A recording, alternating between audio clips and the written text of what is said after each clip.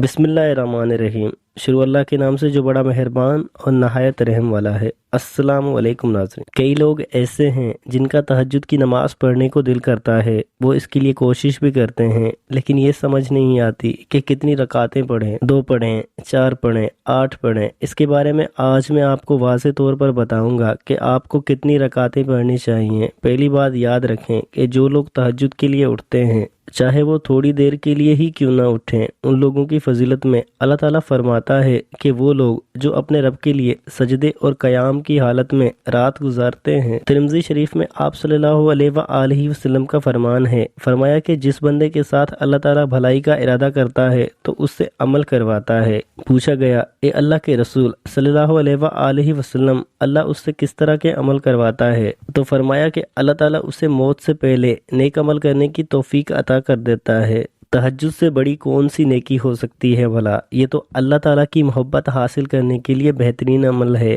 اللہ پاک کا محبوب بندہ بننے کے لیے بہترین نماز ہے۔ فرض نماز کے بعد سب سے زیادہ افضل نماز تہجد ہے۔ فرض نماز کے بعد سب سے زیادہ ثواب اس نماز کا ہے۔ جو بندہ تہجد کا ارادہ کرتا ہے پھر اس کے لیے اٹھتا بھی ہے تو اس کو کتنی رکعتیں پڑھنی چاہیے؟ دیکھیں، اگر آپ تہجد کی نماز کے لیے اٹھتے، آپ کے پاس وقت زیادہ ہے، فجر کی اذان ہونے میں ابھی کافی وقت ہے، تو پھر آپ 2 رکعتیں بھی پڑھ سکتے ہیں، 4 بھی پڑھ سکتے ہیں، 8 بھی پڑھ سکتے ہیں۔ اور اگر آپ کا زیادہ دل کر رہا ہو تو آپ 12 رکعتوں تک بھی پڑھ سکتے ہیں۔ 12 رکعت سے زیادہ نہ پڑھیں۔ اگر آپ ایسے ٹائم پر اٹھیں کہ فجر کی اذانوں میں تھوڑا ٹائم رہ گیا ہے تو پھر آپ 2 رکعتیں پڑھ لیں یا پھر 4 پڑھ لیں، آپ کو تہجد کا مکمل ثواب مل جائے۔ اور اگر ایک ایسا بندہ ہے جس کو تہجد کی بڑی چاہت ہے، تہجد نماز سے محبت ہے، اس کا دل کرتا ہے کہ تہجد کے لیے اٹھے لیکن نہیں اٹھ سکتا، تو وہ رات کو سونے سے پہلے تہجد کی 2 یا 4 نفل پڑھ سکتا ہے۔ اس کو اللہ تعالیٰ تہجد کا ثواب عطا کر دے گا، لیکن اس کو عادت نہ بنائے۔ کوشش کر کے رات کے آخری حصے میں اٹھے،